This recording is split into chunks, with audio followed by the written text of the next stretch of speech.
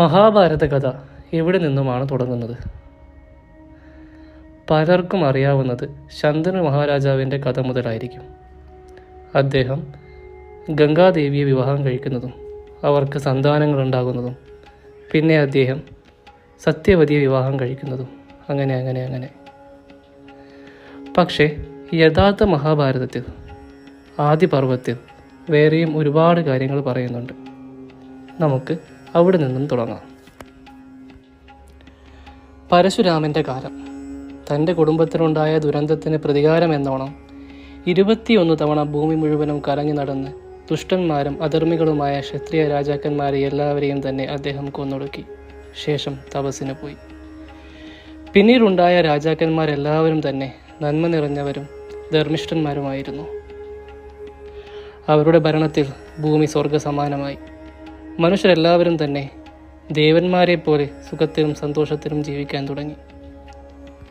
എന്നാൽ ഇത് അധികകാലം നീണ്ടു നിന്നില്ല. ഇതെല്ലാം വീക്ഷിച്ചു കൊണ്ടിരുന്ന അസുരന്മാരിലും ഒരു പുതിയ ആശയമുണ്ടായി.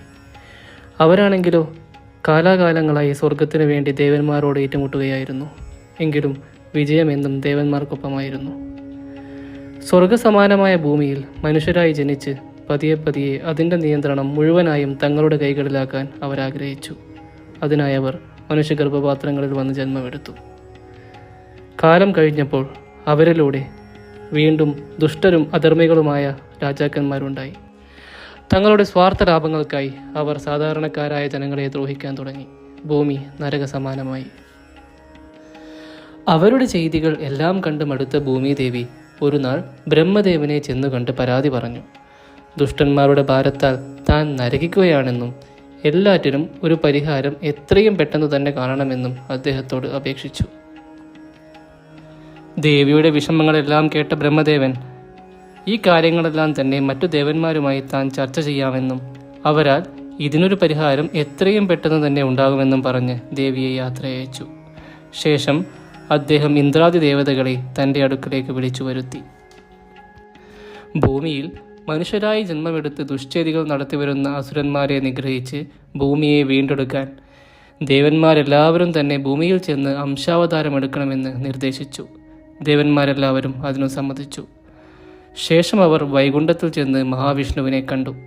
ബ്രഹ്മദേവന്റെ നിർദ്ദേശപ്രകാരം അസുര നിഗ്രഹണത്തിനായി തങ്ങൾ ഭൂമിയിൽ അംശാവതാരങ്ങൾ എടുക്കുകയാണെന്നും തങ്ങളുടെ അംശങ്ങൾക്ക് ഒരു നാഥനായി അവതാരമെടുത്ത് അദ്ദേഹവും ഭൂമിയിലേക്ക് വരണമെന്ന് അവർ അപേക്ഷിച്ചു. മഹാവിഷ്ണു അതിനു സമ്മതിച്ചു.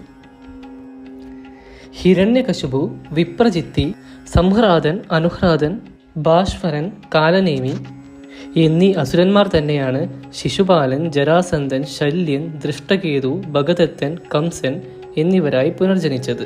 ദുര്യോധനനായി കലിയും. അതുപോലെ ദേവന്മാരും തങ്ങളുടെ അംശാവതാരമെടുത്തു. ദേവഗുരുവായ ബൃഹസ്പതി തന്നെയാണ് ദ്രോണരായി ജനിച്ചത്. അഷ്ടവസുക്കളിൽ ഒരാളുടെ അംശം ഭീഷ്മരായും. ധർമ്മദേവന്റെ അംശമാണ് യുധിഷ്ഠിരൻ. വായുദേവന്റെ അംശം ഭീമസേനൻ. ദേവേന്ദ്രന്റെ അംശം അർജുനൻ. അശ്വിനി ദേവന്മാരുടെ അംശങ്ങളാണ് നകുലനും സഹദേവനുമായത്. സൂര്യദേവന്റെ അംശം കർണനായി. ദൃഷ്ടദ്യുമ്നൻ അഗ്നിദേവന്റെ അംശം. ചന്ദ്രദേവന്റെ പുത്രനായ വർച്ചസ് എന്ന ദേവനാണ് അർജുനപുത്രനായ അഭിമന്യുവായി ജന്മമെടുത്തത്. നേരത്തെ പറഞ്ഞുറപ്പിച്ചതുപോലെ മഹാവിഷ്ണുവും ശ്രീകൃഷ്ണനായി ജന്മമെടുത്തു. ഇനിയുള്ള കഥകൾ വരുന്ന എപ്പിസോഡുകളിൽ പറയാം.